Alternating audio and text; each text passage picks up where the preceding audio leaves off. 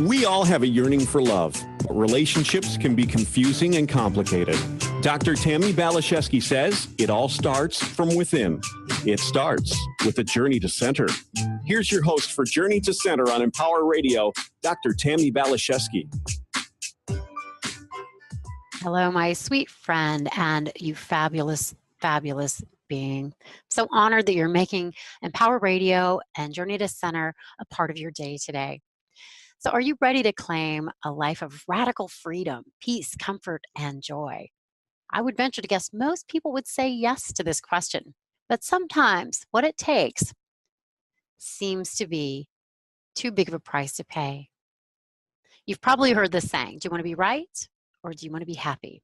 Of course we want both, but if you can only choose one, what do you choose? Years ago, I was very, very attached to being right, and I wanted to be happy. But after a few years of feeling sick, stuck, broke, and very unhappy, I turned inward with the intention to understand why my life was simply not working. Once I silenced my mind and asked this question, the answer bubbled up quickly and clearly.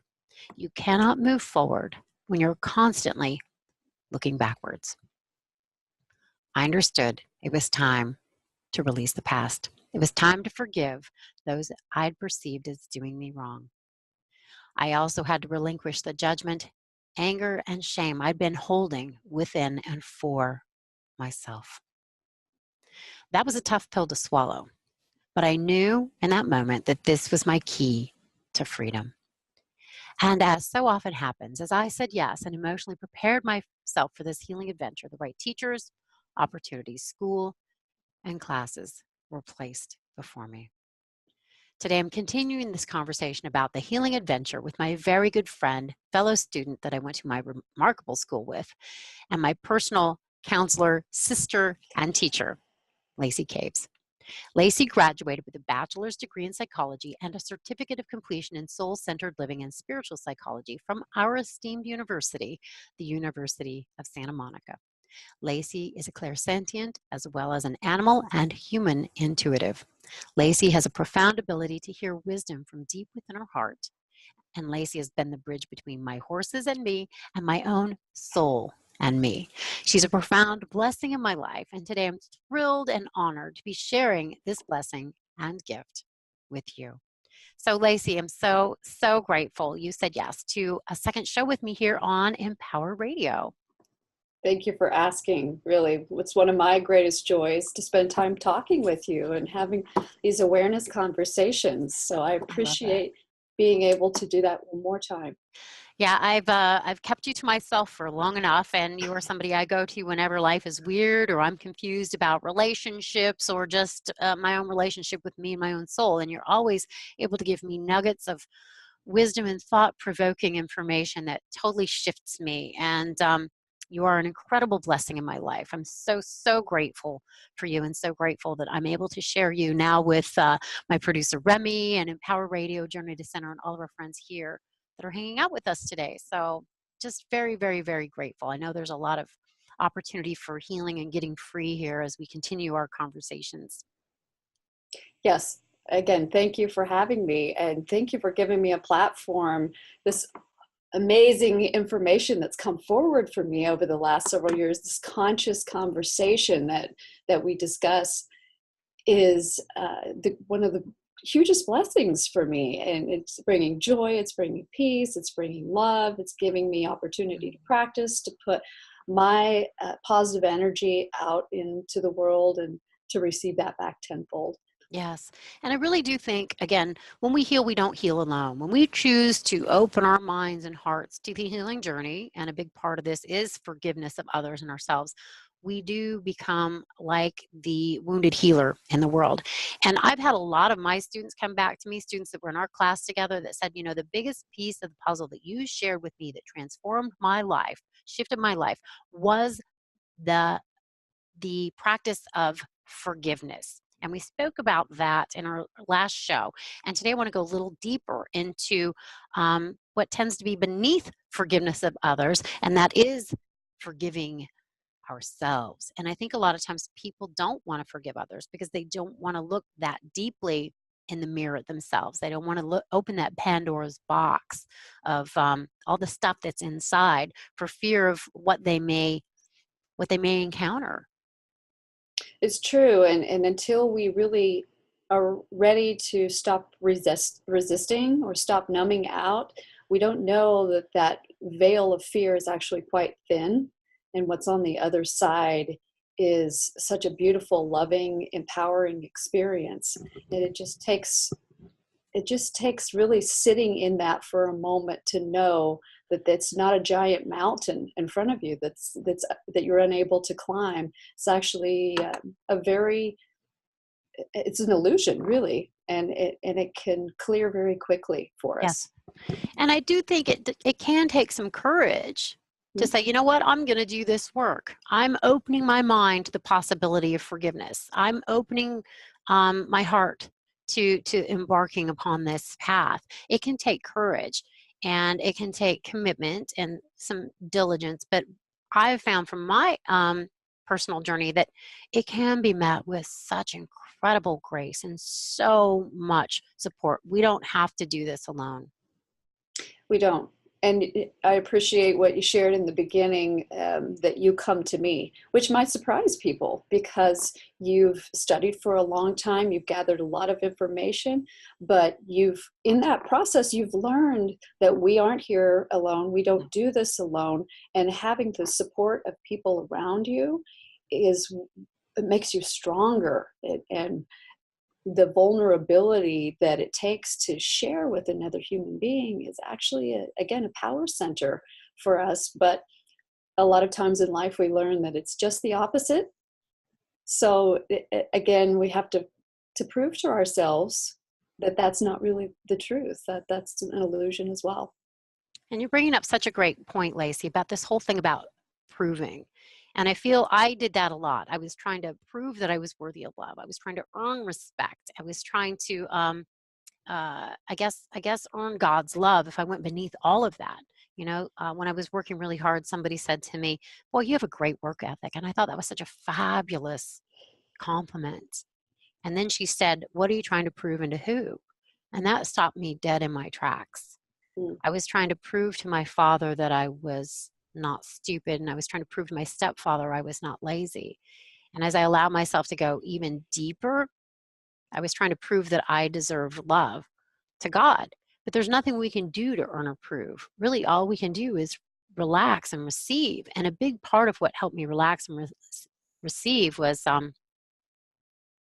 identifying where I judged myself as unworthy. Mm. Isn't it interesting how we decide that we have to do things in order to be worthy? We build these identities. What we do as a mom, a wife, a daughter, a mother, a worker, and when it all is stripped away, and that relationship and that connection with our highest source comes into play, we find out that we don't need any of those external validations. But it takes some time to get there. There's a practice involved. There's an opening to the possibility that it could be different if we let go, if we stop the struggle. Mm. Yeah, and what might that feel like? Mm-hmm. What might that look like if you could just set that down and relax? What would it feel like with the wind at your back? What would it feel like to just be supported and loved and adored? And what if life was gentle and graceful and easy? And I really think that's the way it's supposed to be. But we have to open our mind to the possibility, and we have to open our hearts to being able to receive it and acknowledge our worthiness and value despite our credentials and what we do and our identity, to be able to just relax. And you know what? You deserve to be loved and adored and supported simply because you breathe, simply because you exist. Just Wow. because you are. It's so true. And it took me a lot of years to really discover that. And I tried it the other way for a long time. Yes, I remember. I did too. And I hurt myself for a long time based on not thinking that I was enough, or I was doing enough, or I was being enough. And everything was sort of, I'm like you. hard work gets you there. The harder I work, the more diligent of a student that I am, then I'll get there eventually. And it wasn't until I realized just surrender all of that, just let it go. And there was just this relief that came in for me. I don't have to do anything. I just get to be. And then as a result of that, there was a freedom that I discovered that I didn't even know existed. Yeah, what if we don't have to do, prove, or earn? Earn approval, earn love. What if we can just relax and it's just there and it's given to us? And I think that is what grace is.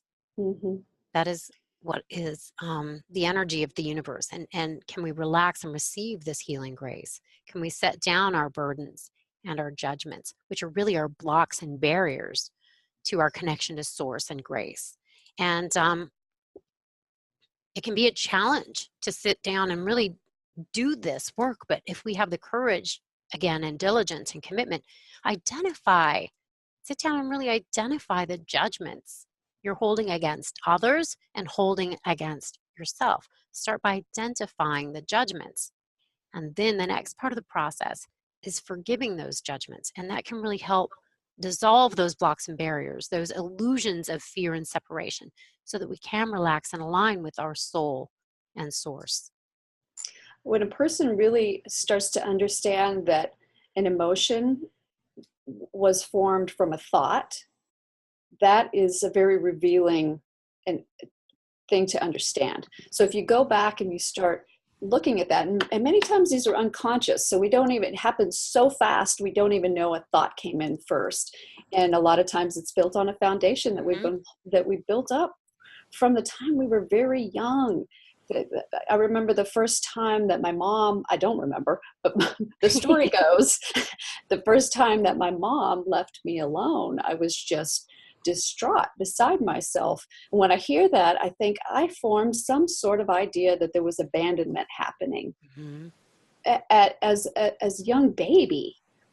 And then the foundation of abandonment is possible then gets put into place. There was a thought that I had that my mom isn't coming back, and I have built on that foundation ever since. And when I started to become aware of this as a possibility and looking honestly, okay, I'm having anger, I'm having sadness, what's the thought attached to that?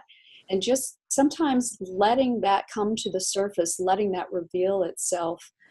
Over time, it seemed to come faster for me, but that's really where I started to introduce forgiveness and releasing the energy around these stories so that I could create peace in my life, because I wasn't having a happy, joyful experience at the time. Yes. And you bring up so many good points right there. If you don't feel good, what are the thoughts you're thinking?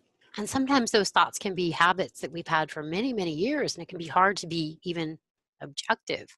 But when I really decided to pay attention to my thoughts, I was kind of surprised when I became aware of how mean I was to myself. Really how much I hated myself. I really loathed myself, and I wasn't consciously aware of that. I just knew my life wasn't working. And for several years, I really fantasized a lot about suicide.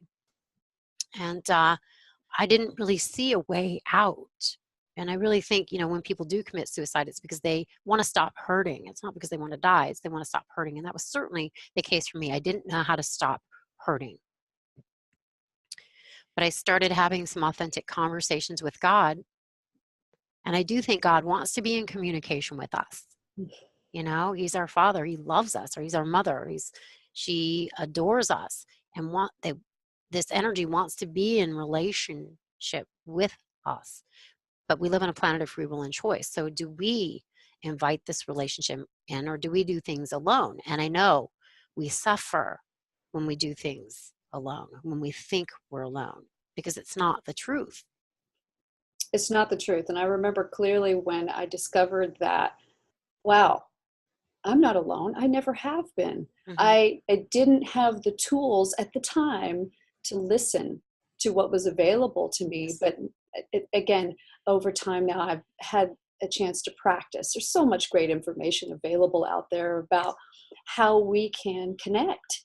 And it's about connecting to our highest source. We have angels, we have guides, we have a whole community in the unseen that is working for our highest good. And so to open up to that creates many, many shifts. And then to also just become aware of the oneness that exists on all of us that are walking around. We're actually all connected. So how can we start working for the greater good of each other? And there's something about including others in the process of how we live that starts to change our focus on so much of what's going on inside of us. Mhm. And you're absolutely right. We aren't alone. We are all one. And it seems to me as I've cleared my issues of unworthiness, of guilt, of shame, I've just, without even trying, started to feel more of a connection to other people where I don't feel alone. You know, ego is living from that posture of edging God out. It seems to have dissolved this false mask without even like a strong intention around that. The natural benefit and bonus of me clearing out my unworthiness and shame has been this sense of connection and all oneness with other people, with life, with God, with the universe. To me, this is heaven on earth. And I think we're all capable of getting to this place, but we have to invite it. And again, we have to be diligent and we have to be consistent. It's not like going to the gym and working out once and we're ready for the Olympics. Mm-hmm. It's like slow and steady wins the race. It's like one step at a time and it's in layers, and it's good and important to be patient with ourselves. And I think in particular, I think it's vital. This is the most important thing I can say, is to learn to be compassionate with ourselves. And any voice inside of us that says, let's skip it today, or let's not do the work, or even deeper, you're not worth it, or those really deep emotions, shame and guilt, start to come forward. Any voice that speaks that way is speaking from fear. It's Yes. not coming from love. And that's important to remember as thoughts cross into our brain. What is this about? Where is this coming from? What's the source? Is this supporting me? Is this loving me? Is this about acceptance, or is this about fear? And when you decide between love and fear, it becomes pretty obvious. Mm-hmm. And then you can, again, consciously choose something different. And, you know, I want to say something about your relationship with God and the way that you have connected and built a conversation as a regular tool. I have great admiration for that. And I love listening to your stories. And I love how often you've created this term, the God box, where you put things in the God box. Instead of just operating as an individual unit, as a human being, everything I know, believe will give me the answer, you really invite that higher source in. And it's opened you up to a completely different life from what you've described to me. Oh, it's incredible. And it is such a wonderful, wonderful tool. And I did it in my mind for many years before I actually literally made one. And you can go buy one. I love the process of creating them. The subconscious mind loves ceremony. And what I found with the God box, anything that worries me, stresses me, anything I want help with and want clarity about, I can write a little note and I can put it in the God box. I've imagined putting people in there, situations in there. And what I found is the sooner I do it, the sooner I remember to do it and actually do it, the sooner things become clear and fall into place with grace and ease. And I feel it's been such a gift because I don't have to rely on my own understanding anymore, which is a huge relief because I don't really know what the highest good for me or all concerned is. And then I remember, oh, I can put it in the God box. I can have a miracle. And it really is incredible how quickly things can just shift and show up for ourselves. And I've put things in there like God, I want to learn to love myself more. Any request that you can come up with. God, I want to clear any guilt or shame so that I can be in more aligned connection and co-creation with you. Because my greatest intention at this point is to be like a paintbrush in God's hand, to be a flute he plays music through. I want to be as clear a conduit and vessel as I possibly can be. And what I've come to realize, it's just about clearing out any issues of unworthiness, of guilt, of shame. And as I do, grace occurs, miracles occur. It feels like heaven on earth most days. So, and again, I think this is something we can all do. And the only time we really suffer is when we think we're disconnected. Yes. From anything, from the universe, from source, from God, from those around us. That's really where our greatest suffering comes from. And what you're describing is a position of infinite possibilities. Well, we are aspects of the infinite. And when we remember that and relax into that and can receive it, when we know we're worthy and we can receive this, grace pours down on us and through us and around us. And we can become miracle workers. I think this is why Jesus could turn water into wine and why things would shift so profoundly around the Dalai Lama or Mother Teresa, because they were so incredibly aligned with their soul. There was no fear. They knew who they were. They were God's children, as we all are. They just knew it and are, I think, further along the path than perhaps most of us are. But we can look to them as guides and teachers and allow it to inspire and support us on our personal journeys. And remembering who we are is key to the whole process. Remembering that takes place.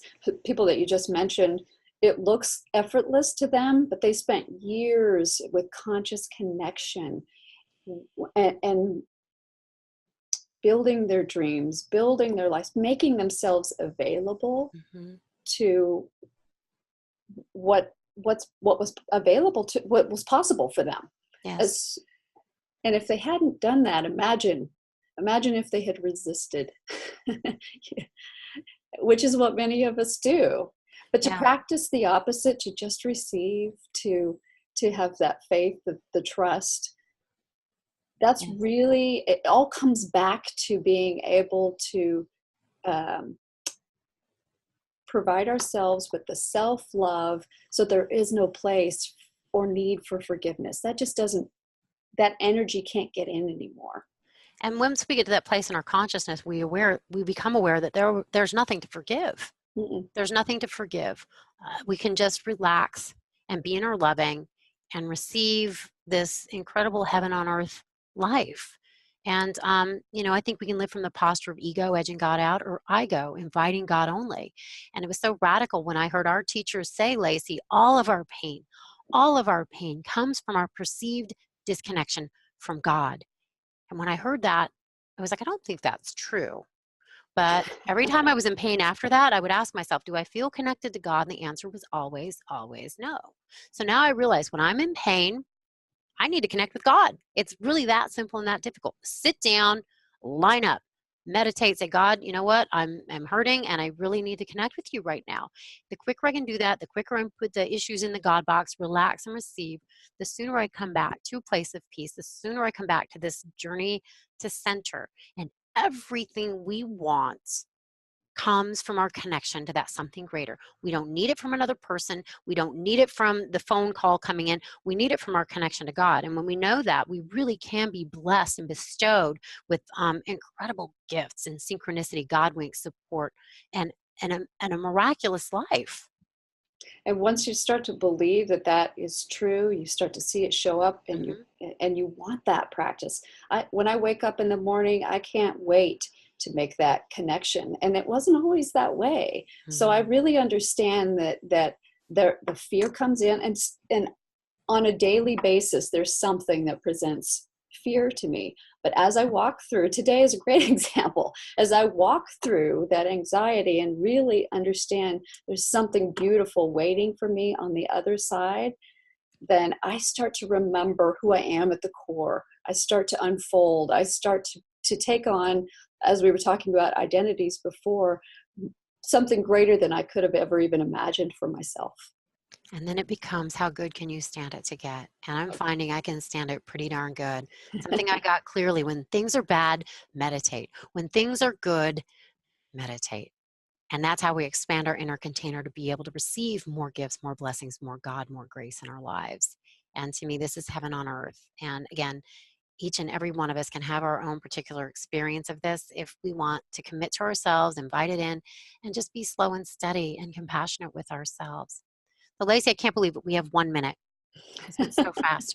Can you tell people how they can get a hold of you if they want to connect with you, have an intuitive reading, or an animal intuitive session, or just to say hi?